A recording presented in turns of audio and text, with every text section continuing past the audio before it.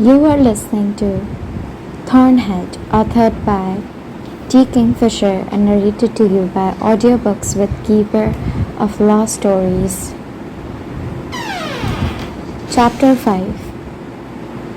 Today had Toadling resigned herself to Helene breaching the castle, to whatever came next. But she had forgotten how thick the brambles were, how densely the trees had grown up around the entrances. "This would be easier if you could turn into a toad," said Toadling, after Helene had been hacking away with that hatchet for several years. It seems, but it had been several hours only. He raised an eyebrow at her. "I can safely say that, in all my life, no one has ever said that to me before," he said. "Can you show me how?" Toadling considered this briefly. Duck White had shown her. Was it the same? She took his hand cautiously. His skin felt very warm. She let her wrist against his and thought about magic running like water over a dam. A moment later, Halim shouted and tried to catch her as she turned into a toad in midair and tumbled to the ground. "Ack! Miss Toadling, careful! No! Are you hurt?" She got to her feet laughing. The fall had been negligible into soft glitter, and she had been human again almost as soon as she hit the ground. "I'm fine," she said. "But no, I do not think I can teach you, I think." She tried to remember what she knew of magic. Master Gurami had done his best, but green teeth magic was all instinct and moving water, and the magic bound with words had never come easily to her. "I think you are too human." She spread her hands helplessly. "And you are not," said Helene, not with censure, merely a statement. "Not entirely," she said. "Not any more." There did not seem to be any point in lying. "I was born human," she said, "but things happened." "I did not expect all this," he said, "when I went digging through books about a lost keep." "No," she said with a sigh. "I suppose you did not." Helene was back to back, hacking away at the brambles, and Toadling went back to watching him.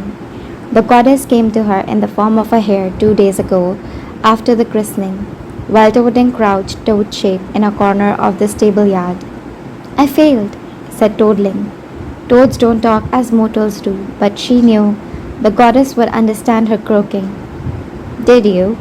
The hare sat beside the toad, and a little silvery light came down from the moon and lay gently on the warts and hollows of Toadling's back. "The spell went wrong," said Toadling miserably. "I said the wrong words. I was trying to explain, but I said too many, and I was panicking, and it all went wrong together." "Tell me exactly what you said," said the goddess, and Toadling did. There was a long silence. "Where is the mother now?" asked the hare finally, and Toadling felt a strange relief. If the goddess had said "your mother," it would have been too much to bear. She did not want ownership of these people, or to be owned by them in turn. Your father's house was hard enough. The mother was a creature of the mortal world, and Toadling knew that she was not. "I healed her," said Toadling.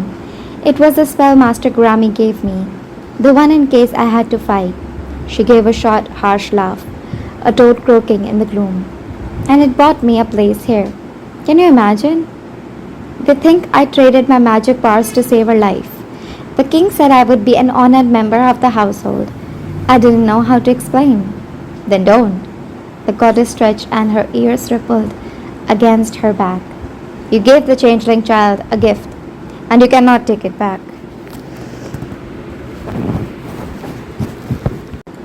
Toadling blinked at her. "It's a gift. I've come to stop her doing harm," said the hare. "That is what you gave her, for good or ill." She scratched her ears with one back foot, rapid fire, while Toadling goggled. "It is not that we had hoped for, but it is still a given gift. Now it falls to you to stop her doing harm." "But how?" whispered Toadling. "How can I do that? How can I stay here?" The goddess was turning silver now, and Toadling could see the mud of the stable yard through her. "Learn what you can. Use what you learn. You have not failed yet. She touched her nose briefly to Toadling's and then ran into the moonlight and disappeared. The changeling child was named Fayet, which was an irony that Toadling's language gift allowed her to appreciate far too well. Little fairy. Yes, of course.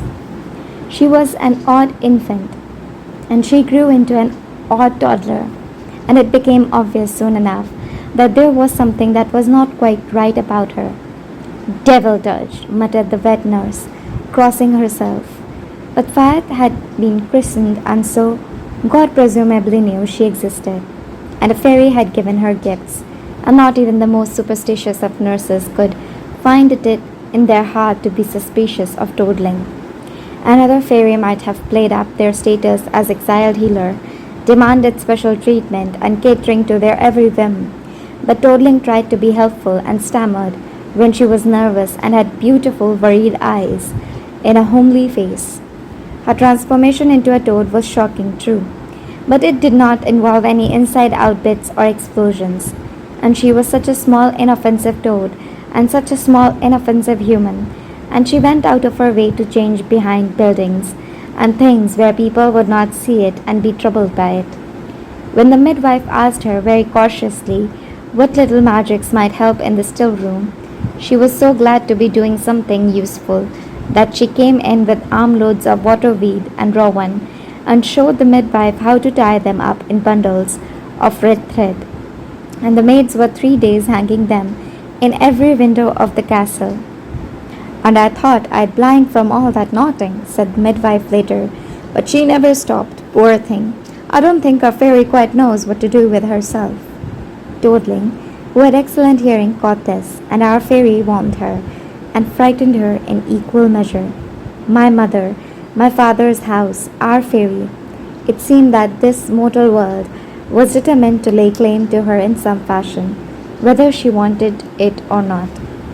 The years of Fayet's infancy passed with Toadling lurking in corners of rooms, in the cool damp of the cellar, in the muddy corner of the stable yard.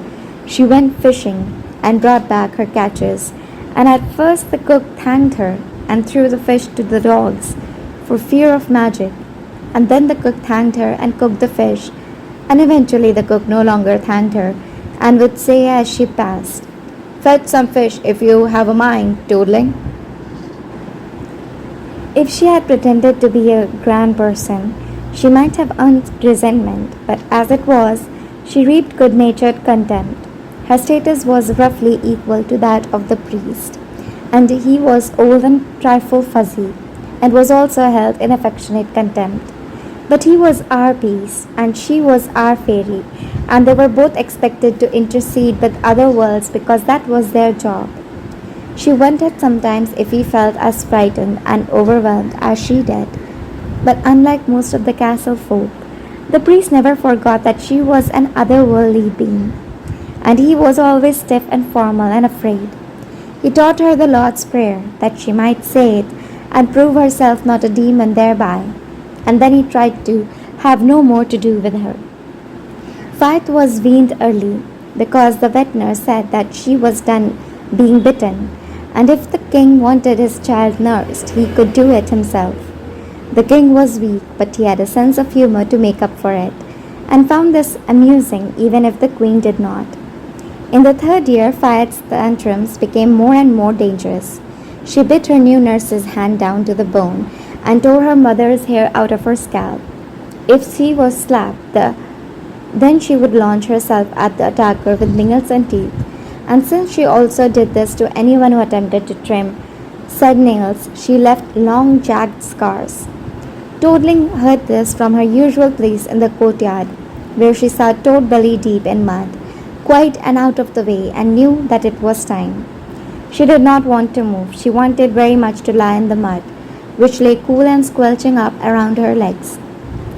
It held up her weight and curved to her body. She would have liked to never move again, but she had been given no choice. She had come to stop Fayet from doing harm. She got to her feet and put on human flesh and went into the nursery. The nurse saw her first. "A moment only, Mistress Fairy," she begged. Just watch her for a moment, please." "Yes," said Toadling. It is why I am here. The new nurse fled down the steps so fast that Toadling feared for her safety. In the shadows of the nursery, the changeling moved. Listen, Toadling said to Faith. The girl watched her with fierce, clear eyes, not murky like the waters that Toadling loved. You don't know what you are yet, but I do. I know. I'll try to help you, but you have to be good. You can't do too much harm. You have to try to be good. Stubborn chin, savage green eyes. Faith opened her mouth, and Toadling saw the flash of teeth behind her lips. No, said Faith in her high toddler's voice. I don't. It took far longer than Toadling expected for Halim to breach the keep. She had gotten used to the idea that her wards were fragile, and so their strength astonished her now. Days went by with the sound of bark chips flying, and Halim's curses, followed immediately by apologies, no matter how often she told him that she was not offended. I'm sorry, he said. It is chivalry. No, that isn't true. Actually, it's my mother. If I swore before a lady, she would scold me, so now I apologize instinctively. The apology is part of the curse. If I stub my toe, I say, damnation, sorry. Toadling uttered a mild oath in the tongue of green teeth, which sounded like a bubbling shriek. Halim's eyes went wide. Sorry, she said, and then smiled, because now the apology was part of her curse as well. In the language of the ones who raised me, that is more or less what you said. What manner of creatures raised you, if I may ask? Toadling was silent for so long, but he began to hack at the thorn hedge again. He had reached the dry wood of the heart instead of the living outskirts. Thorns die from the inside out, like priests, so the stems no longer bent away from his axe, but the wood was hard as stone and grabbed at the blade when he struck. There is no word in your language, she said finally. I cannot find one in my head. They are water spirits, like your Mareed maybe, but small. They live in streams and muddy bogs, not oceans. Lesser spirits, Halim nodded. They say the types of jinn are as many as there are elements of the world. He smiled abruptly. Of course, the people who say that have likely never met even one. Yeah, I should be asking you questions about other worlds so that I might write a book that tells all the truth instead. Toadling swallowed several times. Her mouth felt dry. If we live through this, she said quietly, I will tell you everything I can think of. He turned so quickly that he nearly dropped the axe and missed slicing his leg open by a hand's breadth. You will come with me then? If you still want me to, she said. If you do not regret it, your mother sounds kind. She swallowed again, wondering if kindness would be enough for a toad girl. If we live, he said. A shadow dropped over his eyes. What is inside the tower is very dangerous then. More than you can imagine. When the queen summoned her, Toadling was startled, then afraid. They had spoken less than a handful of times. You could not avoid another person in a keep as small as this one. But nevertheless they had managed. Toadling stayed in her small, inoffensive toad shape when the queen was about and did not ask or demand a place in her councils. The queen did not seek her out. When Toadling watched Faith, it was with the nurse beside her, not the queen. But when Faith was 6, the queen summoned the castle fairy to the solar, and Toadling, ever obedient, went. The solar was empty except for the queen. She was looking out the window with the sun glowing on her skin. Toadling knew that to mortal eyes the queen was beautiful. To Toadling she seemed pallid and flat-faced, her golden hair lying dead and motionless on her shoulders. Among the green teeth only Fadebead was that pale. She lurked in the deepest water where she would not burn, and her paleness was a lure to fish. She would use her fingers as bait, wiggling them like white worms, and then snatch the fish up and bite them behind the eye. Fadebead spoke very little, but she shared her fish generously, as if food had taken the place of her words. The memory rose up like water before her, and so Toadling missed the first words that the queen had spoken to her in more than a year. She bit her lip, hoping that it had not been something that required acknowledgement. The next words drove it out of her head. Wyatt tortured a dog this morning, said the queen. Toadling cringed. Is Is the dog hurt badly? The queen turned her head and looked at Dodling for a long silent time and then said, "It will heal. One of the foresters took it to live outside the keep." Dodling nodded, weak-bellied with relief. "I've come to keep you from doing harm, and again I've failed." "I'm sorry," she said. "Usually I can catch her before—" The queen looked away out the window again. "There have been others, then?" "Yes," said Dodling. She swallowed. "The birds that get into the tar sometimes, and the dove-cote, and I think mice too, but she's gotten better at hiding them after." "You have punished her for it," said the queen, a line forming between her eyebrows. Dodling wanted to laugh, not from humor but simple frustration. "It doesn't do any good. She's like a cat playing. They are not real to her. They are just things that move and flutter and squeak. The nurse had tried. It's not her fault, I swear. But we can't make her believe it matters. I'm sorry." The queen was silent for a long time. "You saved my life," she said, and Dodling almost said, "I'm sorry" again, but caught herself in time. She was not supposed to apologize for that. "I wanted to think it was your influence," said the queen. "I wanted to think that you were a wicked fairy who had come to lead my daughter astray. Perhaps saving my life was merely to cover your intentions." Her voice was toneless, without emotion. Dodling pictured flat water without a ripple, while something roiled in the deep depths beneath. "They say that you ask for almost nothing," said the queen. "You eat only fish, and you do not fear the touch of holy water or iron. You help in any small way you can." She turned at last and looked Dodling full in the face. "And the toad is one of the devil's animals, they say. But I think he would come in a pleasing guise, not." She flicked her fingers, taking in Dodling's ugliness and then dismissing it. Dodling said nothing. She thought perhaps that she should feel something, knowing that her mother found her ugly, but she did not. "I'm probably doing this wrong again," she thought, "not feeling something when I should." She looked down at her hands, at the scar where the eldest had marked her. "No, I have many mothers. If I am hideous, then we are hideous together," and that made it easier, because in her heart of hearts, she could not believe that her mothers were anything but beautiful. "I wanted to believe that you were the cause," said the queen, "because there is something very wrong with my daughter. But the nurse says that when she is at her worst, you will leap in. She scratches and claws you as much as the rest of us, and she does not obey you any more than she obeys me. And you endure this all without complaint day after day." Dodling looked up. "I do complain," she croaked. "At least a little." The queen's lips curved into a ghost of a smile, but it was fleeting. "I had hoped that you had cursed her," she said, "that your gift was truly a curse, but you didn't, did you?" Dodling shook her head. "No, she isn't. No." She could say that Faith was a changeling. Who would believe her?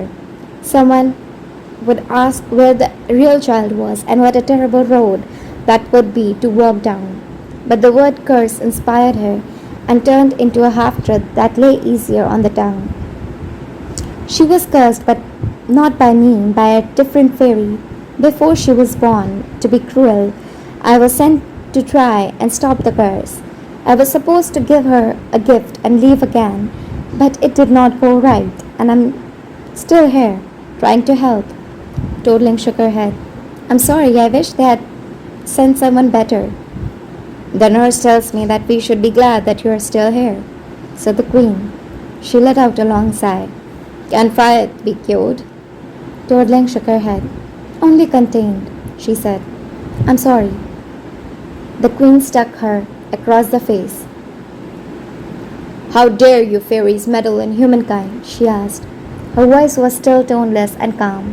She might as well not have moved. Dodling licked blood from her lips. Her heart rang, but she had taken worse blows from kelpie hoofs. It did not occur to her to be angry or to strike back. "It is sport to some of them," said Dodling, honestly enough. "And others hate that and try to stop it when they can." "Like angels and devils," said the queen. Dodling gave a small unhappy croak of laughter. "I think angels would be better at it than I am." The queen was silent for a long time. Dust motes moved in the sunlight. Faintly, through the window, Toadling could hear the sounds of the chickens clucking and a stable hand singing to himself. Finally, the queen said, "I do not believe that the devil would have asked about the dog." Toadling blinked at her. "Contain her as best you can," said the queen, "and if you find a way to lift the curse, tell me, no matter what it takes." I'll do my best," said Toadling. The queen nodded and turned back to the window. Toadling took it as dismissal and crept away down the turning spiral stairs, thinking the only curse is that she is a changeling, and she will be as cruel as she can, because that is the nature of changelings. Good spirits do not steal away babies to take their place. It is only the wicked that are sent to make mischief, and only the dutiful that are sent to try and stop them. The queen's handprint across her face left a black bruise, the color of Toadling's tears. There was no hiding it, and it would not have occurred to Toadling to try to do so, but people noticed. When they saw the handprint, they saw Toadling behind it, and that she did not like. She had worked too hard to go unnoticed. She had not thought to dodge. Green Tea did not slap one another, not out of any virtue, but because a slap was such a useless thing underwater. When Green Teeth brawled, it was with teeth and strangling fingers, spines and claws. Toadling had no claws, but she had learned early how to bite. Thinking of it now, of the useless of humanless hands, Toadling had to smile. She had been so young when she snapped back at one of the green teeth who had stolen a bit of her fish, and the eldest had laughed and laughed at her tiny ferocity. And the thief laughed too, and surrendered the fish, and Toadling had felt proud and bold and dangerous. She had probably been about 4 years old, but her smile faded soon enough. Unlike Toadling, Fire truly was dangerous, and there was so little that Toadling could do to hold her in check. Perhaps if there had been another fairy, even one as weak as Toadling herself, then it would have been easier, or if it was not easier, at least there would have been someone else to talk to. There was a nurse, of course. Toadling still had no idea what her name was. She addressed her as nurse, and the nurse addressed Toadling as mistress, the same as she addressed the midwife and the leech. Nurse and mistress strove together by fate, trying to control a creature that only looked like a child. Toadling took her smallest, silkiest toad form and lurked in the cellar in the cool space under the barrels. If I am wishing for hell, I might as well wish for Master Gurami, or the eldest, or great lord of elves, perhaps. The great lord of elves would likely have been a greater horror than a dozen Fayats. He could have unmade the entire keep, danced the inhabitants to death, turned the queen's eyes into dragonflies, and laughed as they flew away. Or, then again, perhaps he wouldn't. Perhaps the weak king would say something to amuse him, or an interesting cloud would come by and he would be distracted long enough to forget the little castle and the little king entirely. But it was the king and the kind of twisting, careless mind that Toadling was up against. Fayat was a creature of one of those great lords, cruel and charming and beautiful almost to the point of pain. I can overpower her now only because I am so much older, thought Toadling, and she gave a hoarse croak at that, because she was not in human shape and could not laugh, and perhaps a little because she has no one to teach her subtlety. She could almost have felt sorry for Fayat, who was alone in the same way that Toadling was alone, except for the dog and the chickens and the lambs and the cat, and ask me again next week, Toadling promised. She had kept Fayat from most of the animals, and indeed the rooster had been more than capable of defending his ladies without any help from a fairy, but anything small or easily frightened was easy prey. She had gone to the priest years ago when she began to realize that Fayat was beyond her power to contain. "You have to talk to her," she begged. "You have to explain her. I'm trying. I can't." The old priest looked at her with his weak, watery eyes. "She is not of the age of discretion," he said. "Teach her her catechism." Toadling gripped the sides of her head, trying not to scream. She did not teach Fayat anything. She could sometimes trick her into learning by telling her that she was too young to understand. "Spare the rod," he said, "and spoil the child." Please, said Toadling, with all the patience she possessed. I beg you, her soul needs more than rods. The priest scowled, but he knew his duty. Perhaps it shamed him to be reminded of it by a fairy. Fayed met him twice, while he lectured her. The third time hours passed, and at last Toadling crept into the tiny chapel and found the old priest dead with no marks on him. He turned a color, said Fayed, who was playing with bits of Eucharist on the floor, and fell over.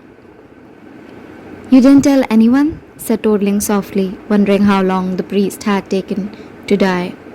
She did not quite think that Fayed had killed him, but she could imagine the girl crouched beside him watching with interest while he gasped and clawed at the air.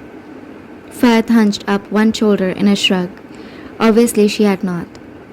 They buried the priest in the graveyard. It was not long afterwards that Fayed had begun tormenting animals. The nurse said, and Toadling after that took care to never leave her unattended, and to think that once she had thought that she might be able to teach Fayed to be good. She began to laugh again, and the sound of croaking echoed from the stones and filled the cellar, although there was no one else to hear. Chapter 6. Is it ill and warm? Asked Halim. Toadling cocked her head sideways, puzzled. They were sitting around the fire. Halim had stopped cutting, where it grew so dark that he could no longer see the axe.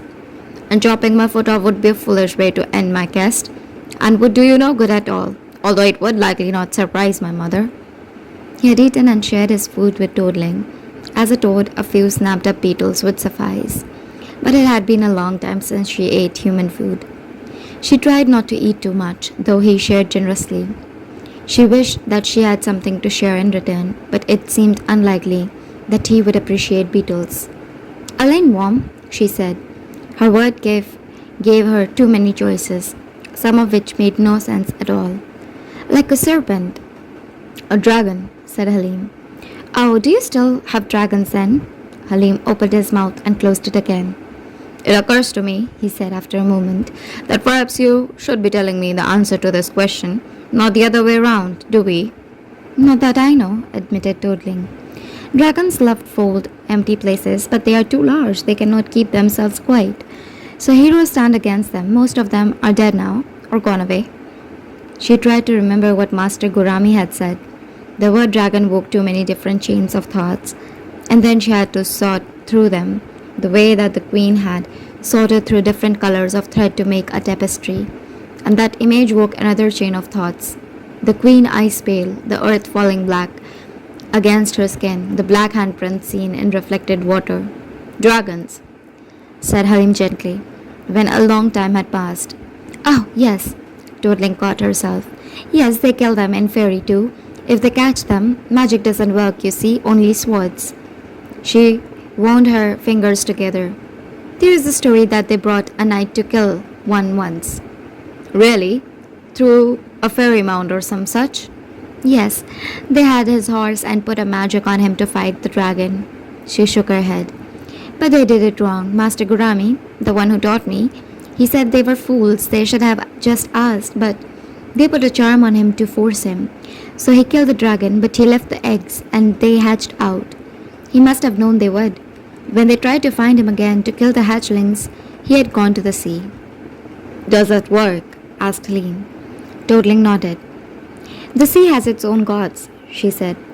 They sat there for a little time while the fire popped and crackled. It had never occurred to Toadling to go to sea. A little salt she liked, but the sea would be too much for her.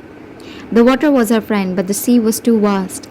It would engulf her like a lover, and she would die of salt poison in its embrace. So, not a dragon then, said Helene. No, said Toadling. A dragon would be much easier in some ways. Helene would never see a dragon and think that it was innocent and beautiful. Not a dragon. The nurse died on a clear day in October. Toadling found her at the foot of the tower stairs, with Fayed sitting on the steps with her chin in her hand. Toadling cursed, a garbled green teeth curse, and dropped to her knees. There was a great deal of blood, mostly under the nurse's head, and no chance at all that she was alive. What happened? Cried Toadling in anguish. She fell, said Fayed, looking at the body with interest. There was blood all over her arms, though she seemed unhurt. Down the stairs over and over like the tumblers. I wish she'd do it again. It was funny to watch. Toadling stared at her in silent horror. I tried to pick her up, said Faith, to take her to the top and watch it again, but she's too heavy. She screwed up her flexible child's face and scowled. And I tried to do it the other way, but it isn't easy. Toadling's mind was blank and silent. Like this, said Faith, and the nurse's arm began to move. Her hand rose straight up in the air, dragging the wrist with it. For a horrible moment, Toadling thought that the nurse was still alive despite her injuries. And then she felt the magic. No, no! It was a jabby, prickling magic, all edges. It wrapped in a loop around the dead nurse's arm and pulled upward. It was coming from Faith. Toadling's magic was all mud and water, but she made that into a blanket and threw it over the nurse, smothering the flame of Faith's power. The nurse's hand flopped back down, lifeless. Hey, said Faith. She looked from the nurse's hand to Toadling and back again. You did that. And then, as astonishment bloomed into outrage, you? Her white skin went suddenly red and mottled with fury, for Faith had not yet learned to be angry beautifully, and she rose to her feet, clenched her fist. Toadling could not bear it, not standing over the nurse's body, which had not yet gone cold. She turned blindly and ran from the foot of the tower. She grabbed the first person she saw, one of the stable boys, come inside on an errand, and clutched his arm. Help, she said. Help, please, the housewife, the priest, the king, someone, please, help. The stable boy did not listen. He was staring past her, his face slack with horror. Toadling felt her magic tearing, the water boiling away. She turned. The nurse staggered out of the tower, head flopping bonelessly on the end of her neck, and Faith giggled, and Toadling gave up and simply screamed. What is to be done? Asked the queen, after the horror had finally ended. After Faith had been bundled off to her room, and Toadling sat in the queen's solar, her skin as grey as a corpse that Faith had made walk. No one had doubted Toadling. That was the thing that shocked her the most. No one had doubted. All the years she spent in the keep thinking of herself as nothing, assuming that she would go unbelieved, and they believed her when she said that it was Faith. When humans are capable of seeing evil when it lives among them, she thought, slow and stumbling as if reading unfamiliar words on a page. Even they have noticed. I don't know, said Toadling. She covered her face. I can't watch her every hour. I have to sleep sometimes. I thought she was afraid of the nurse enough, or the nurse was older and children obey adults, I thought. But now she's learned she doesn't have to. I don't know. I will not kill my own child, said the king, looking proud and noble and resolute, which lasted until he folded his lips together and said helplessly, someone else will have to do it. You will not kill Faith, snapped the queen. It isn't her fault. She is my beautiful daughter, and one of them has cursed her. She slapped at the air in Toadling's direction, and then added, not you, over her shoulder. Toadling shrugged. Making a corpse dance is well beyond curses, said the king dully. She did it. I saw it. We all saw it. By rights, she should be burned at the stake. The desire to say yes to that reared up so strong in Toadling's breast that it shocked her, and she realized that she hated Faith, she who had never hated anyone. She could not hate a child, only a monster would hate a child. But the child was a monster in the shape of a child, an elfin creature whose power was only contained by her youth and her unfamiliarity with the world. I should kill her, realized Toadling numbly. I should have killed her years ago. Gurami and the goddess sent the wrong person. They should have sent someone ruthless enough to have strangled her in the crib. Oh, goddess, I cannot do this.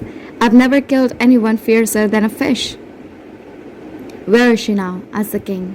Sleeping, said Toadling. The power she used was exhausting. She will sleep for some time.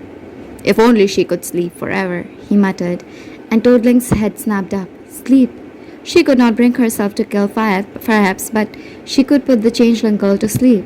I might be able to keep her asleep, she said, for a little while at least. The king and queen looked at her and then at each other. Toadling saw them as they were in that moment, two parents, one weak, one strong, in the wrong places, Two people who did not even like each other very much but had been thrust together by the world and viewed one another as necessary evils. The words mother and father never crossed her mind. "Tell us what you need," said the king. "Water," said Toadling. "A great deal of it, and we'll hope that it's enough." They filled the courtyard with barrels, with pots, with jars, with anything that would hold an ounce of liquid. The old wheelbarrow with swelled boards was brought in from the garden, filled to the rim. Toadling looked at it and nearly laughed with despair. It was so little. "Not enough," she said. "This is not enough." She picked up a shovel and felt the earth with her bare toes, walking through the courtyard. "Here, dig here." The guards and the serving folk looked at the king, and the king took the shovel in his own hands and began to dig. They brought shovels and picks and plain wooden boards. They used hands and dug down into the soft ground to find the hidden water. Occasionally they looked up toward the tower where Fayed still was sleeping, and then they would dig faster. Toadling knew the shape of what she was doing, but she had no idea if it was even possible. All the charms that Master Kurami had given her were used up. She had only her own water magic, her own tiny charms, the ones that Duckwhite might have woken under her skin. She could call fish to the surface of the water, though it still took her own two hands to catch them. She could tie hair into elf knots, and she could still surface of the water, quiet the ripples disturbing it, turn it into a little flat mirror, untroubled by wind or wave. Faith was fire and air and fury, and Toadling could not hold her, but she did not need to be held. She needed to be quieted. She had done it several times before when someone could not sleep and the herb wife was half mad with impatience. It took a little water, usually no more than a cup, held between her palms, and she stilled the water and quieted the patient, and then usually they could sleep. Toadling had quieted the stable master's son during his fever, and the herb wife swore that she had saved him. "Not that he'd have died," she had muttered, "but I was like to throttle him if he did not stop his whining." But Fayed was no human child. Toadling might as well have thrown a cup of water into a bonfire. She needed more, as much water as the people could bring her, as much as she could call up from the earth itself. The king was standing calf deep in water now, and Toadling did not know if it would be enough.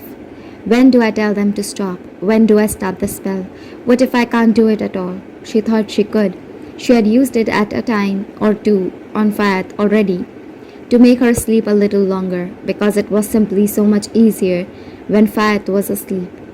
To keep her asleep forever, well, it does not need to be forever, it only needs to be until I think of something else, until one of them gets tired of never entering the tower and decides to kill her, or the king finds his courage, or the whole place catches fire and burns down around our ears.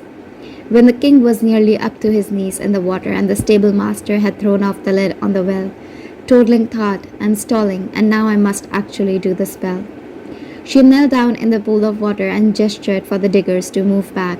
She felt sank her seat of the feet and the muddy bottom, and she hooked her toes deeply into it. Her skin sang with the water's touch, because skin was foolish and did not always know when it should be afraid. She began to pull the power up in herself, drinking it in, shoving it into the hollow pockets under her skin until she felt as huge and bloated as the eldest. She wished desperately that she was that huge, that she had kind of strength. The eldest had more power in one webbed hand than Toadling had in her entire body. An untrained changeling could have presented her with no more challenge than a duckling. She could have put the girl to sleep for 1,000 years, or turned her into a fish, or the eldest could have wrung Fayed's neck without a second thought. She thought bleakly, and hated herself for envying that. Ultimately, though, the spell was not difficult. It was a blanket laid over the sleeper, a single command: sleep. Sleep and do not wake. Fayed was exhausted from making the dead walk and did not fight. Sleep, sleep, forever. Sleep until the world ends. She poured the power out from beneath her skin, filling the stone with sleep. It exhausted her, and yet Toadling felt as if the spell was so simple, so obvious, that she should be ashamed of herself. Someone else would do it better. Someone else would be more clever. No one else was here. She opened her eyes and found that it was nearly dark and the mud had dried around her feet. Is it done? Whispered the kite. When she stepped out of the mud and it cracked and crackled around her toes. Toadling nodded. Now what? Asked the queen. Now we go and see if it worked, croaking, Toadling said. Stepping into the tower felt like stepping into a lake. Condensation ran down the inside of stones, and the air was so humid it was almost fog.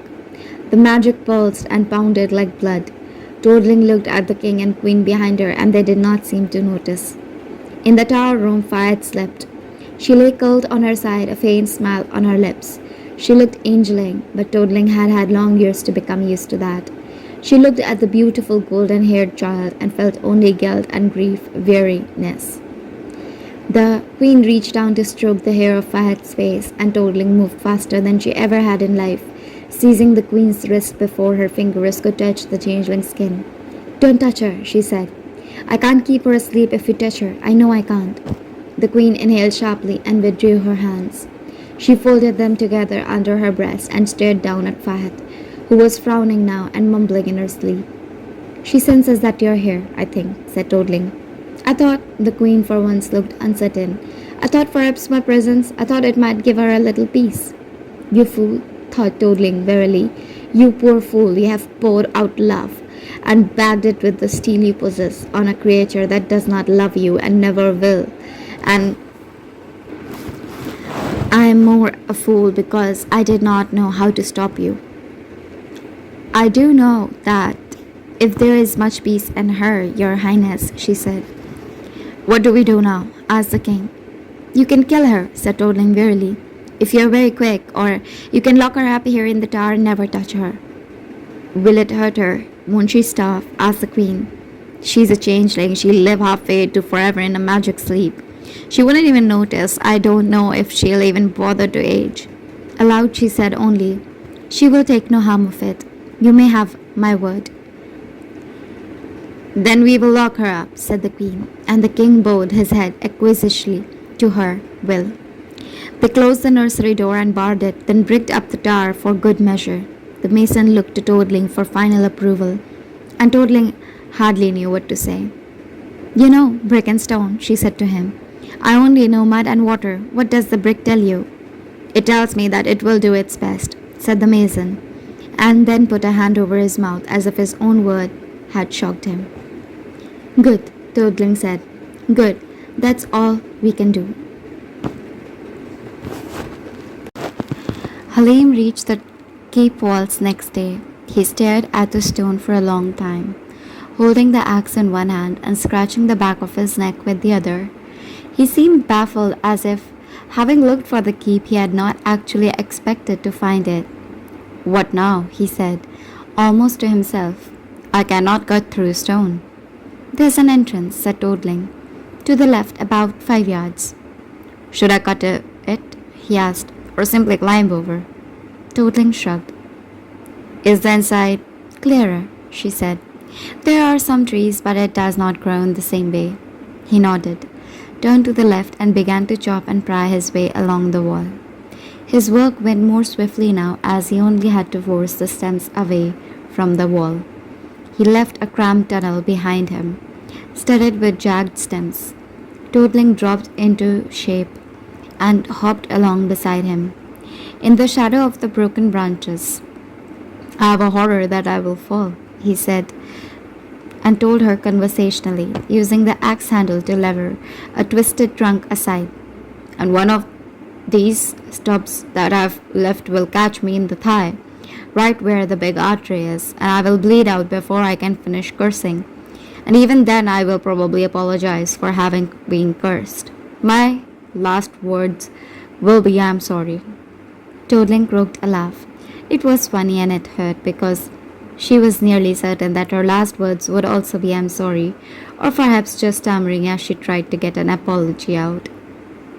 Ah, you are a toad again. He swung the axe, then grunted as the blade bound into the dead wood and he had to wiggle it loose. It's for the best, I suppose. Toads probably don't trip and fall and impale themselves on broken branches.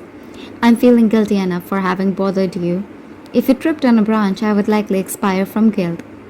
The brother librarian said that I was almost guilt-ridden enough to join a monastery. But our fate does not have an equivalent. And if you expired from guilt, my mother would be very upset. And I would have to feel guilty about that too. I'm babbling now, aren't I?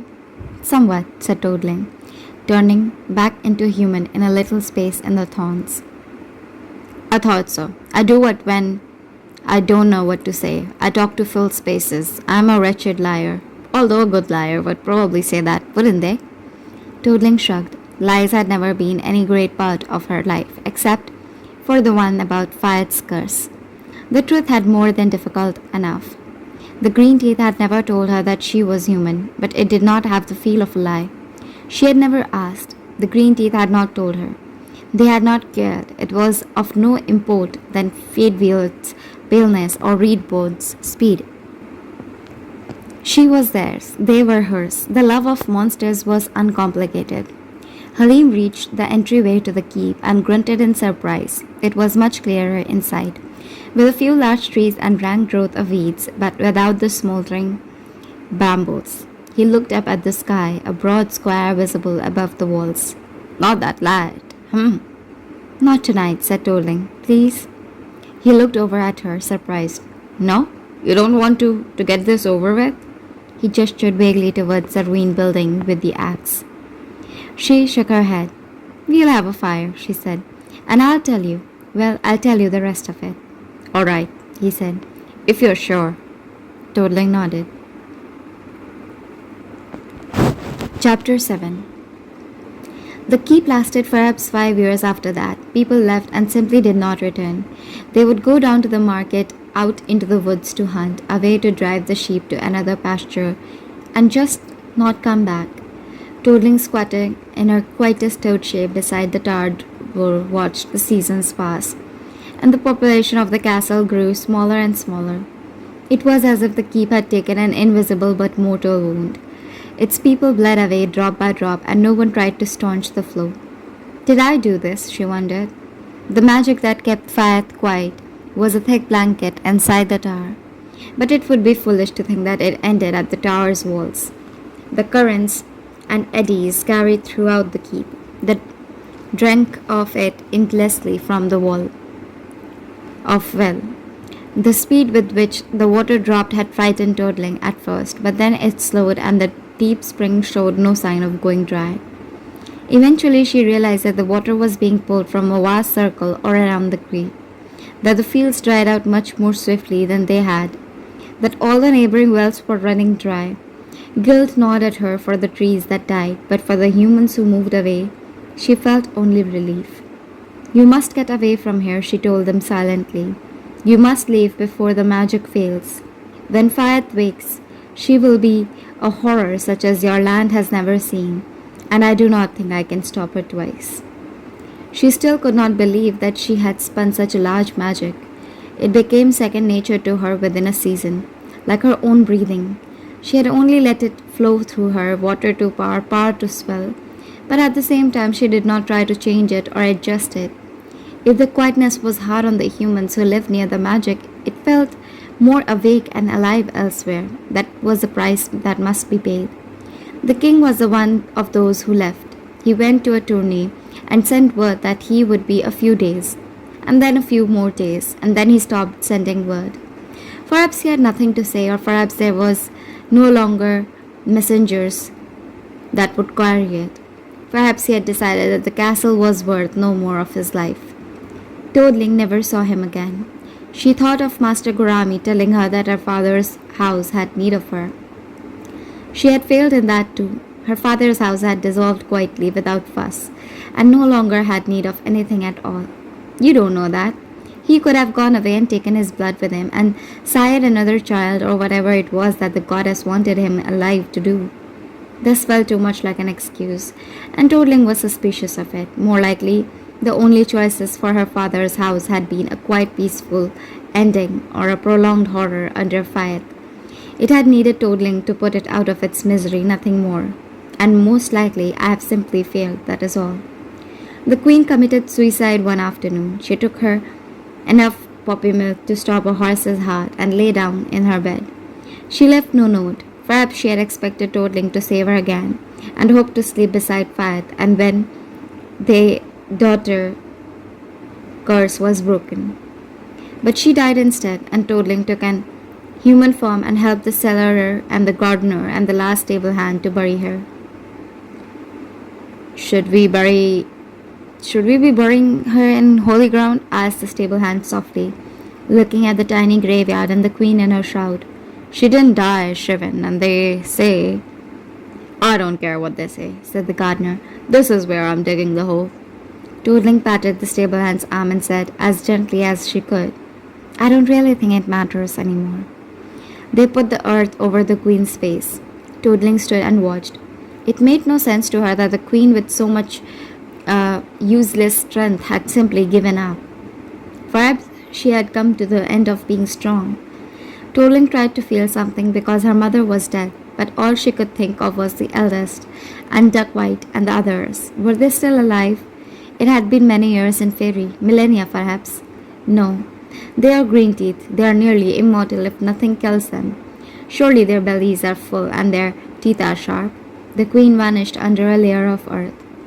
They stood, and finally Toadling said the Lord's Prayer, because she could not think of anything else to do. The others joined in, tongues stumbling over the words, and the cellarer only muttered, Amen, at the end and nodded. And that was the end. The stable hand and the cellarer waited while the gardener went about unhurried, harvesting the last seed heads from the plants and stuffing them into her pockets. Then they all left together.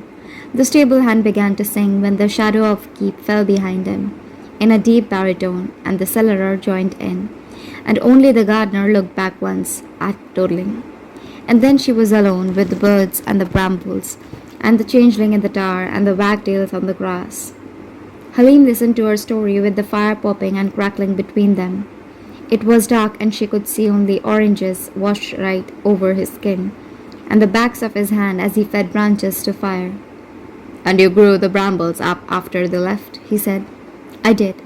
And she is still there. Toadling sighed. The beautiful maiden in the tower, she said glumly, although she looks about 8 years old, so even if a night had broken it, they'd somehow be disappointed, and then I suppose they'd be dead not too long after that. You think she'd kill them? Asked Halim. I think she'd kill everything if she could. The whole world.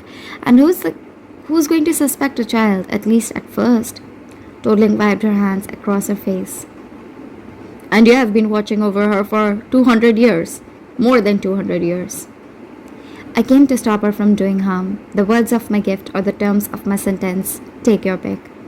Halim nodded slowly, almost to himself. I don't understand, he said finally. What is a changeling? Why send one? Perhaps this is a question only a human would ask. I don't know. Toadling sighed. Master Gurami had explained to her in abstract language, as if they were creatures that had no relation to her. They are wicked creatures, to us and to themselves, I think. The great houses steal children from each other, or force their vassals to leave their home. They think it's funny to leave a rival's child in a human crib, and fairy children grow up in a world where metal burns them and the food is dead in their mouths, and they see things no one else sees, and they know the world should be different than it is. Do they all go bad? Asked Halim. The changelings. Toadling shook her head slowly. I don't know. I tried with Fayed. I did, I swear.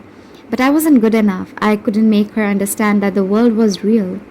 The Imams say that the jinn can be good or evil, and that many among them have found God's mercy.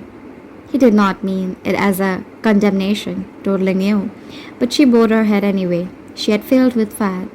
That the old priest and the nurse and the queen had also failed was small consolation. Maybe the world is full of changelings who learn to adapt, she said. The great fairies don't much care what happens in the real world so long as it causes mischief for someone. A changeling that lives long enough and learns to come back to fairy, though. She shook her head. Halim raised an eye. That's why it's funny to them, said Toadling. The changelings think of mortals. Their magic is stunted. They're disgraces to this house, she sighed. Maybe that's why so many go bad. Maybe they know in the cradle that they're trapped. Maybe another changeling could save them, give them a place to belong. I couldn't. The best she could have offered Faith was to be a creature like Toadling herself, held in affectionate contempt, and that was not a bargain that Faith would have been willing to make. Faith had not cared if people feared her or loved her. She had not cared if they thought of her at all. She simply wanted to take them all apart because she could. Could you take her back? Asked Helene. To the fairy world? Toadling shook her head. I don't know how to get there. It was all bound up in the spell I was supposed to do. And it all came out wrong. I thought maybe if I found a kelpie. Sometimes they will help you if you catch them in a good mood. They can go back and forth in any stream, but I couldn't go find one, and no kelpie would come within smelling distance of Fayat. She poked at the fire with her own stick. The pain at the loss had scabbed over by now, and Helene, it seemed, knew better than to pick at it. I know this is hard to believe, said Toadling, when he had been silent for far too long. I know, I'm very ugly, and she will be beautiful, and there is no reason that you should believe the fairy instead of the girl. The stories go the other way. She had heard the stories that the people of the keep told each other, tales of fairies stealing children and causing mischief, sowing the milk and spoiling the harvest. After a year or two, when they had forgotten to be afraid of her, they would tell the stories without remembering that she was there. She did not very try to contradict them. What would she say? That a great lord of fairy would hardly stoop to cursing a cow, that if a fairy was angry, a real one, not her weak, croaking self, they would be more likely to turn the cow into an armored beast that smashed down the walls, or curse the king with a desperate, humiliating passion for the cow, or simply blast cow, keep and all living things around it into fine grey dust. Not all the stories, said Helene. There is the one of the monster that comes to the night, and when he gives her everything she asks, she turns to a beautiful lady. Toddling gave a hoarse laugh that turned into a toad's croak. Hark! The sound startled Helene a little. She could tell. No, she said. I won't turn into a beautiful lady at the end of this. This is what I look like. It's all right, said Helene. This is what I look like too. And I think that knight was a king or prince or something. I'm not going to turn into one of those either, I'm afraid. I'm well out of the line of succession. Toadling started to laugh until she thought that she would choke. She wondered what he would think of the eldest or Duckwhite. They would, by his standards, be hideous, and yet she knew in her heart that they were glorious, lovely monsters with the teeth and huge eyes and webbed, grasping hands. She wondered what Helene would say to them. She could picture him seeing the green teeth rising from the swamp and cursing and then apologizing. And then he would probably greet the eldest and ask, very earnestly, how he should address her, and then apologize again and say his mother had taught him better. And was she a jinn or a marid or some other sort of spirit, and was it rude to ask, and if so, he'd apologize again. What do you want me to do? Asked Helene. Tomorrow, I mean. The question snapped her from her reverie. She knew the answer. She didn't want to say it, but she knew it. Can you kill her? She asked. I don't mean, that's not a request, that's a question. Do you think you could? Halim stared into the fire. His face was drawn and unhandsome itself. I don't think so, he said finally. I want to say yes for you because of what you said, but I've killed a few men and it's not bad. It's very bad, and they have to be coming at me with swords, and it's not like that exactly. It's like we are all screaming and hammering on each other, and you just want everyone else to stop screaming, and you hope you stop them before they stop you. It's just noise and mud and not thinking, but it's still bad. Afterward, you remember too much of it, and that's men trying to kill me. I don't think I can kill a little girl who's asleep. It's all right, said Toadling, stirring. His description had been rather more vivid than perhaps he had intended. I didn't think you could. Halim looked guilty nonetheless. I'm sorry. I don't think that's something you have to be sorry for. I haven't done it. I've had 200 years and I haven't. Why not? Asked Halim. It was easier to be a toad, said Toadling.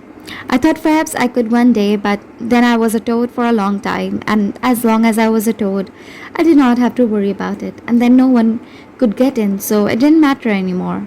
Didn't matter? But you couldn't leave here, could you? No, but I would made a mess of the gift. I didn't give it to her properly, so it was only right I had to stay. You think you had to pay for 200 years for a momentary slip of the tongue? Toadling goggled at him.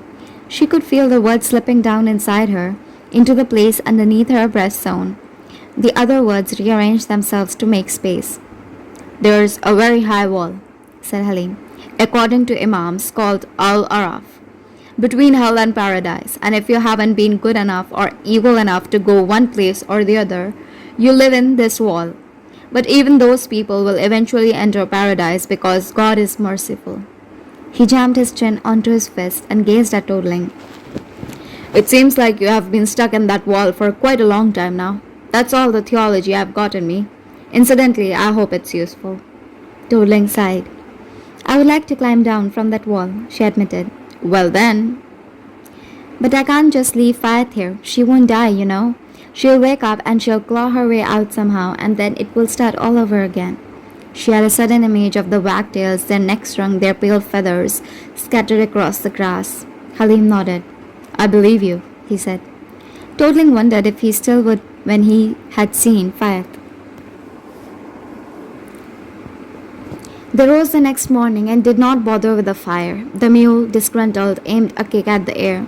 The horse sidestepped and continued quietly eating the grass. The warm, damp magic flooded around Toadling. She stroked her fingers over the stone wall of the tower as if it were an old friend, an ally in a long, terrible battle. The door is bricked up, said Halim.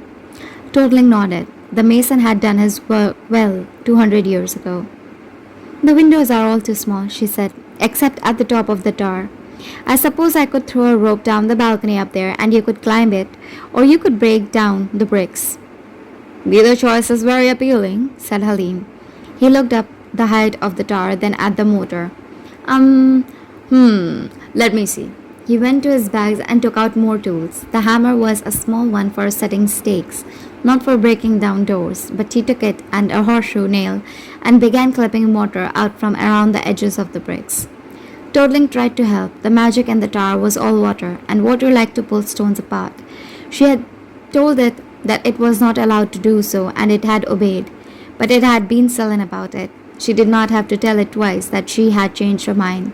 The magic rushed down the stairs, fierce and merry as it ran downhill, and then Toadling was left frantically trying to stop it, telling it that it couldn't all leave the tower, only a little bit, only a small channel diverted, that the main body of the magic had to stay up in the tower and keep fire quieted. Halim tapped with the hammer, and half the bricks fell away in front of him. No! Oh no! No, said Toadling, jamming both hands into the gap, telling the magic to go back. The bricks were done. It couldn't just run away into the earth, much as it longed to. The magic sold. It had been still and quiet for so long. It wanted to rage like a torrent, pour over things, sweep obstacles away, but it was her friend, and so it turned in its course and settled back in its bed, sullen and quiet once more. I take it that didn't go quite as planned, said Halim. Toadling exhaled, slumping against the side of the doorway. The darkness yawned before her, deep as a well. I asked the magic to help. It, did. More than I expected. Halim nodded. His hair was jeweled with droplets of water, and his sleeves were damp where the magic had rushed over him. I felt something, he admitted, like steam. Toadling nodded. She reached out with all her senses, trying to see if the disruption had woken the sleeper above. It had been terribly foolish to change the magic that had worked for so long. She did not know what had come over her except that she had seen Halim struggling, and her first instinct was to try to help. And you would think all these years trapped in a mortal world that I would have learned not to trust my first instincts. But the damage, if any, was done. She did not feel any shifting at the top of the tower yet. Perhaps God had been kind. The remaining bricks were the work of a few moments to knock away. Light touched the bottom floor of the tower for the first time in 2 centuries. Don't step there, said Toadling, pointing to a dark blot on the stones. Halim looked at it, then up at her. The nurse? He said. She nodded. He touched his hand to his lips and gave the stain a wide berth. Toadling squared her shoulders and walked up the towers, with the night close behind her. At the top of the stairs she paused. The carpets had rotted away, but the dead leaves made a slick layer over the stones. The water magic kept them wet, and small weeds had sprouted in the circle of light from the balcony. Fat lay on the bed, bright as mushrooms in the dark. Her skin was white to the point of translucency, and her fair hair fanned around her. It had grown in her sleeve, but only a little, enough to slide down her shoulders in a golden curtain. Her dress had faded and was spotted with mold, the hems beginning to dissolve, so that she looked as if she were growing out of the bedclothes herself. The magic was still rippling and sloshing from side to side, agitated. Toadling clutched at the door frame, trying to soothe it. Halim looked over her shoulder and inhaled sharply. "There is a maiden in a tower," he said almost inaudibly. Toadling nodded. Fayed stirred on the bed of mold and mush, frowning in her sleep. Halim turned. He did not go into the room as she had expected, but bugged away and sat down on the first stone step. "I thought I'd know what to do," said Halim, as Toadling sat down on the step beside him. "I thought once I got in here and saw what there was to see, I thought I'd know what to do next." Toadling glanced over at him, surprised. "I thought you could be lying," he admitted, and then flushed. "No, I don't mean that came out wrong. I'm sorry, I didn't think you were lying to lie. I said I believed you and I meant it. I still do, but maybe you couldn't speak all the truth, or there was a curse on you, or I truly was a wicked fairy," said Toadling gently. "And Faith was a beautiful maiden trapped in the tower." His flush deepened. He dropped his head and put his hands over the back of his neck. "But I still don't know," he mumbled to his feet. Toadling patted her shoulder. It was still strange to her, touching another living being. She felt the weight of his chain hauberk under the softer surcoat. It made him feel more solid than he really was. He did not sound solid. He sounded as lost and alone as Toadling. "If I were a proper knight," he said mournfully, "I should probably strike off your head with my sword and take the girl back to my mother." "Don't do that," said Toadling, alarmed. "Your mother sounds kind and Faith would... Please don't do that." He raised his head, a smile tugging at one corner of his mouth. "And striking your head off with a sword?" Toadling shrugged. "I suppose I'd prefer you didn't." He snorted. After a moment, he leaned and leaned slightly toward her, so that their shoulders touched, and Toadling leaned back, and they sat together on steps like that for a time, with magic washing over them like the sea. Finally, Halim sighed and stood up. He walked back into the room and stood looking down at Faith. Toadling followed him as far as the doorway with her heart in her throat. She was restless in her sleep now that there were people here. Her brows furrowed, and she opened her mouth and closed it again. Perhaps a parent might have found that endearing, but Toadling saw only the snapping of teeth. "All right," said Halim, and turned away. "I do believe you." Toadling waited for the but. It didn't come. "I'm probably mad or fool or enchanted," he said. "But if so, it is like no enchantment I've ever heard of, and I already knew I was a fool." He gazed at Toadling with his clear brown eyes. "What do we do now?" You're not going to try to wake her?" He shook his head. "I believe you," he said again, and the words filled up the hollow space under her breastbone the way that few other words ever had. "Cold iron," said Toadling. She never liked it, but everyone thought it was a curse, so they didn't force the issue. "Perhaps if we could get more, cover the room in it somehow." She lifted her hands and let them drop. "We will buy a blacksmith's scrap and barrel it if what it takes," he said gravely, "or a dozen." He reached out his hand to her, and Toadling still felt hope loom, hot and terrible, inside her chest. She moved forward to take his hand, and there was a sudden motion from the bed, swift as a striking snake, and Faith's hand closed over Halim's left wrist like a manacle. "No," whispered Toadling, seeing the ruin of everything. No. I broke the magic. I shouldn't have disturbed it. I drew of too much magic and agitated the rest, and then I brought a mortal up here. It was too much. She's awake now." Halim looked down surprised and tried to pull away. Faith's fingers were white bands over his gloved skin, too small to go all the way around, but with the grip as strong as stone. "Who are you?" demanded Faith. My name is Halim, miss, said Halim, polite as ever. I did not mean to wake you. There was a hard crack as Fayed twisted her hand and snapped his wrist.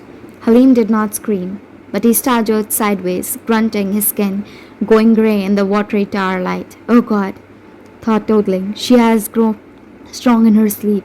She couldn't have done that before, not with her bare hands. Fayed dropped him. She had not particularly cared who he was. He cradled his broken wrist against his side, limping away, and clutched for his sword with his good hand. Toadling tried to pour the magic back over her, tried to quiet her back again, but it was useless. She was dumping water over a molten stone and watching it boil away into steam.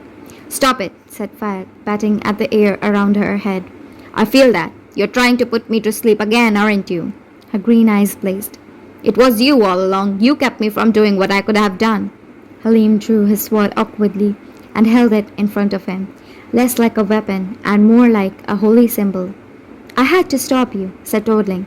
You were making a dead woman walk around. You were hurting people. So what? Screamed Fayed, and struck out at her with magic. She was clumsy. Sleep had not taught her finesse. That was likely why Toadling stayed upright at all. Fayed's magic was a mailed fist, and Toadling was water sliding out of the way, while the blow went on to power the stone behind her. The second blow was better aimed, if not more subtle. Toadling slipped out of the way again, but the force splashed out around her, and Hakim skidded on the wet leaves and went to his knees. The motion attracted Fayed's gaze like the eye of a snake. She struck at him instead, and Toadling had to throw herself between them, pulling recklessly on the magic like a waterfall, spinning the blow and sinking it down into the ground. I have to get her away from Halim. She'll hammer at him until he dies just because he's weak. Fortunately, this was easy. Toadling had spent long years trying to control Fayed's temper. Convincing her to lose it was the easiest thing in the world. Yes, I stopped you, shouted Toadling, and Fayed's head snapped around toward her. I stopped you because you were a weak, pathetic little child, and you'll always be weak and you will never get to do what you want. Fayed screamed and flung both herself and her magic at Toadling. She could protect Halim against the magic, or she could protect herself against Fayed. And that was no choice at all. The waterfall of magic fell down like a curtain over the night, and Fayed's hands closed over Toadling's throat. Well, Toadling thought remarkably clearly, as if she had all the time in the world. I don't think I'll be able to put her back to sleep anytime soon. Fayed's fingers dug into her throat, driving her back across the floor. If her hands had not been so small, Toadling was sure the neck would have been snapped in an instant. But Fayed's body had not aged enough, and her hands were still the size of a human child's. Enough, hissed the changeling. Enough! Toadling could not break the hold. All she could do was pray that Halim had the sense to run when Fayed's back was turned. He won't run, he's a knight. Yes, but he said he wasn't a very good one. Toadling had never prayed for another being's cowardice so intently before. Step by step, Fayed pushed her toward the balcony. The green teeth had taught Toadling to hold her breath for many minutes, and so she was able to keep up the wall that held Fayed's magic at bay. But doing so took all her strength. You were always stopping me, said Fayed. I could have brought them in. I could have called them. What is it? What is she talking about? Toadling's vision began to grow dim, and there was a noise like a crowd roaring in her ears. She beat uselessly at Fayed's head with her hands. Something hard hit her in the back of the thighs, and Fayed began to bend her backward, even though she had to reach up to do it. What is happening? Thought Toadling, and then wisely, oh, I cannot breathe. It is lack of air. Toad breathed through the skin. It was reflex. When she could no longer get enough air to change, and so she did, dropping into toad shape even as the world went dark. She heard a man scream, and then she fell, but only a little way, and something went by over her head like a bird flying too close, and then there was only silence and air seeping in through pebbled skin, and Halim's hand scooping her up over from the balcony railing, the one that Fayed had just fallen over. Chapter 8. I thought you'd gone over, said Halim. I was trying to reach you, and I slammed into her then. She was unbalanced, but I don't know if I meant her to fall. He swallowed. I think I probably did. Toadling nodded. They left the tower, and she stood looking down at the body for a long time. She knew that she should feel something, that she was probably doing something wrong again, not feeling as she should. But she did not know what she was supposed to feel. Relief that it was over, guilt that it ended this way, but she felt nothing. She did not believe that it had ended, perhaps. It had gone on too long, and this was too final and sudden and irrevocable. Her long vigil could not simply end, could it? Her first instinct, terrible as it was, had been to try to save Fayed. If she had only been injured, then the gods alone knew what Toddling would have done. But there was no saving this. Fayed's body had broken on the keep's hard ground, and even changelings die of such things. Toddling knew as soon as she saw the body that it was over. The glamour that had lain over Fayed was gone. She had been a hauntingly beautiful child, but what lay broken on the ground would have been as strange to the humans who raised her as Toddling herself had been. Her fingers had too many joints, and her neck was too long, and the bloody teeth in her mouth were too many and too sharp.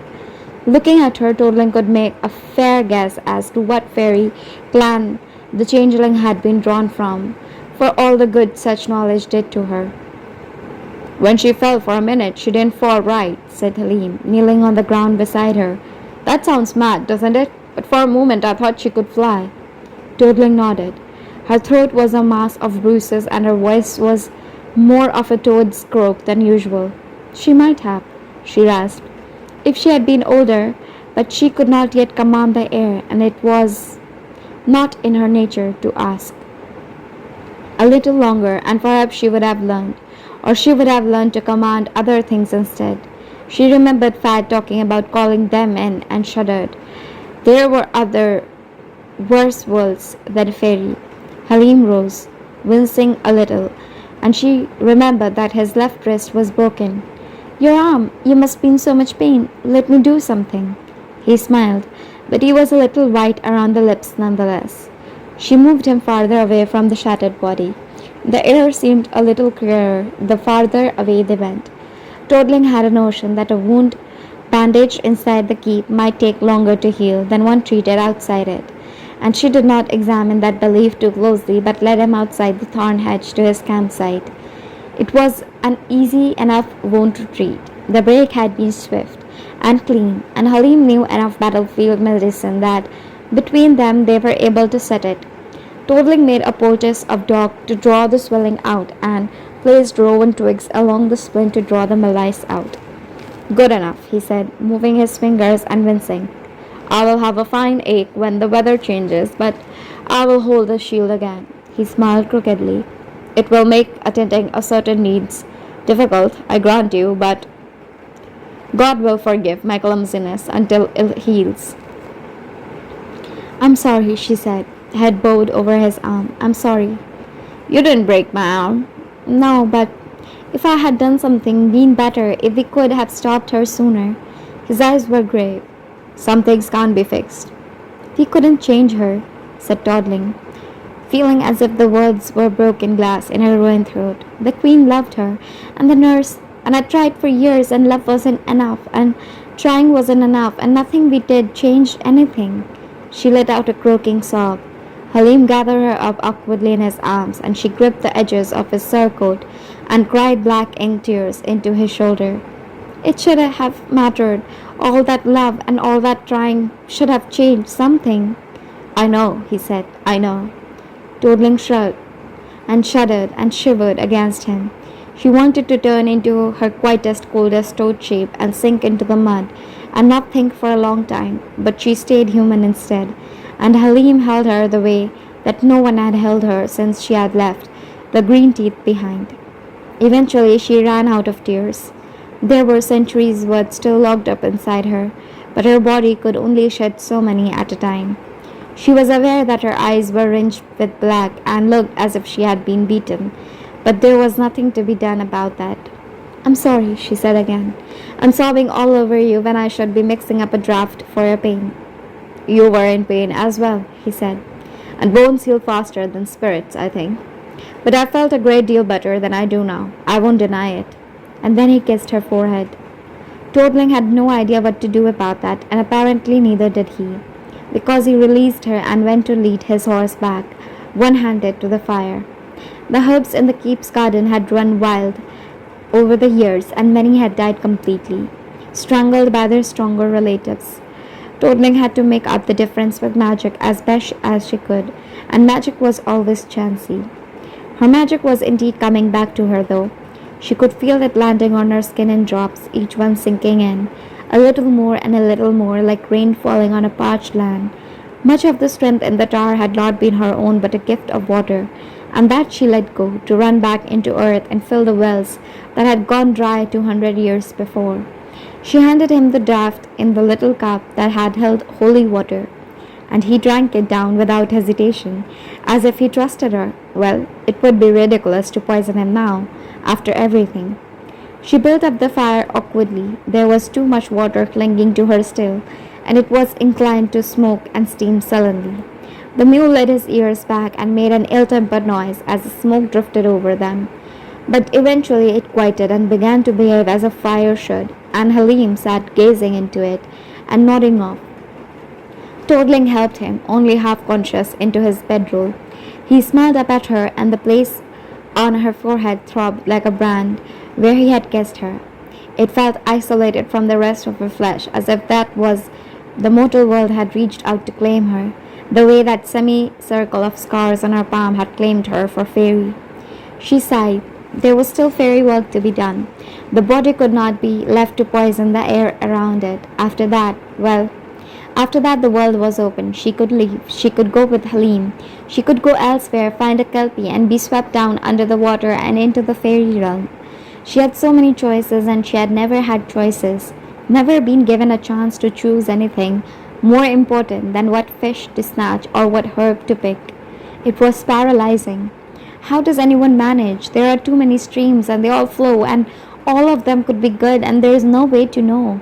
How does anyone ever choose to do anything? Well, no matter what choices she did or did not make, there was still a task remaining. Toadling rose to her feet and walked through the hacked corridor in the thorns. Fad's body lay white as bone in the moonlight.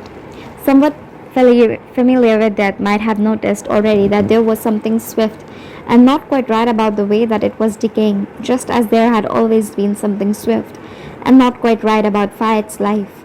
The hollows of her hair had turned dark brown and black, like dead leaves, and her eyes had gone black and hard as stones.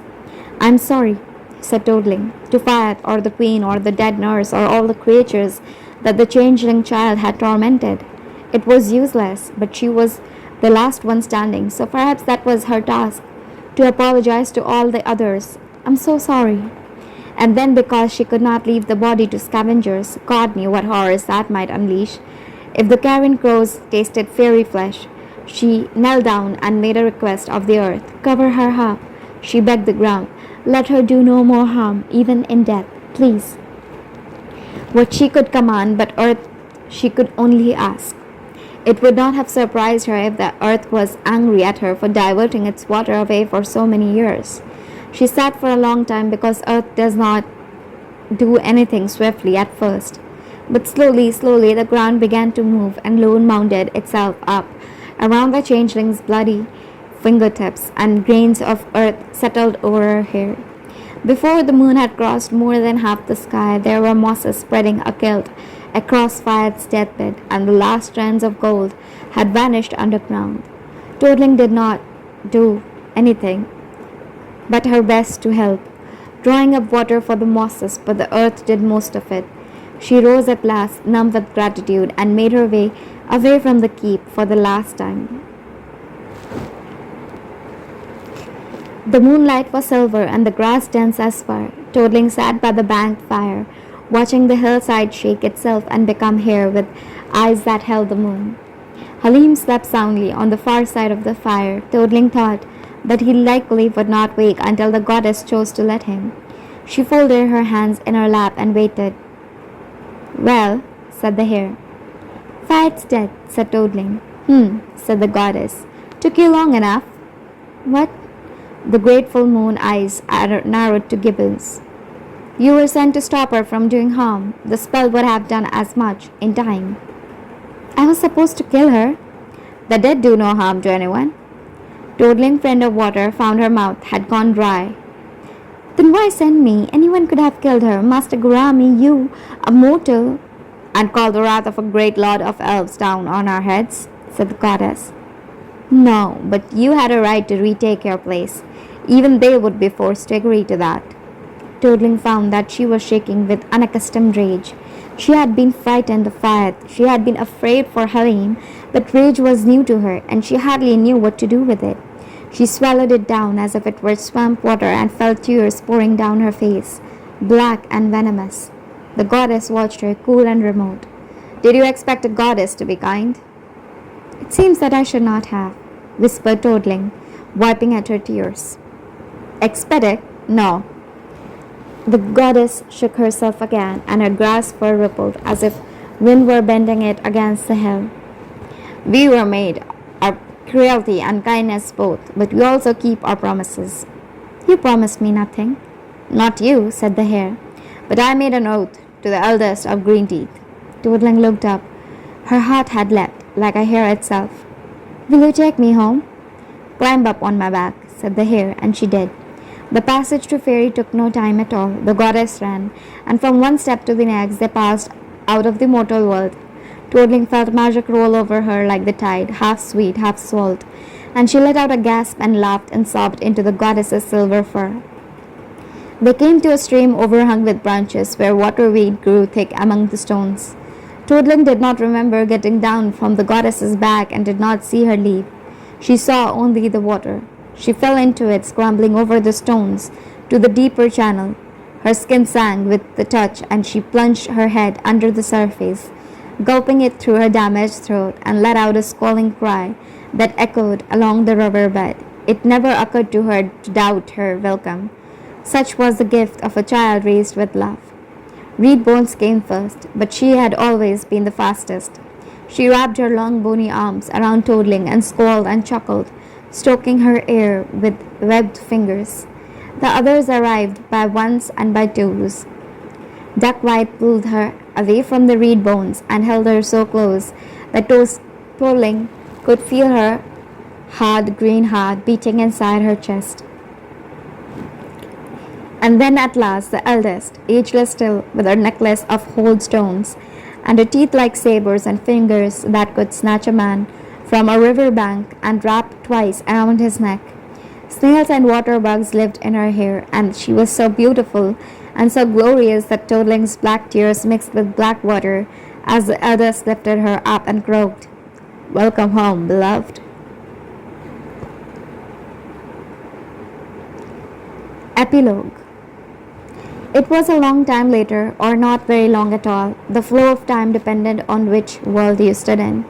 Toadling slept in the crook of the eldest's arm, her lips above the water, tangled in the green teeth's water-weed hair. Her sleep was troubled. There was a knight in it.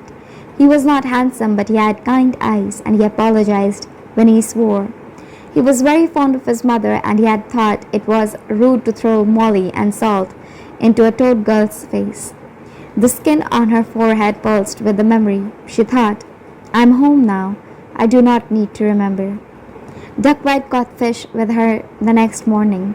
They tickled them out of the water together, then bit them behind the eye to kill them. The two kelpies stormed by on the river bank, their muscles moving under their skin. The lead one tossed his head, prancing, and Duckwhite shrieked something appreciative and obscene. I'm not beautiful, Toadling, and Halim's memory answered, No, but you are interesting and sad.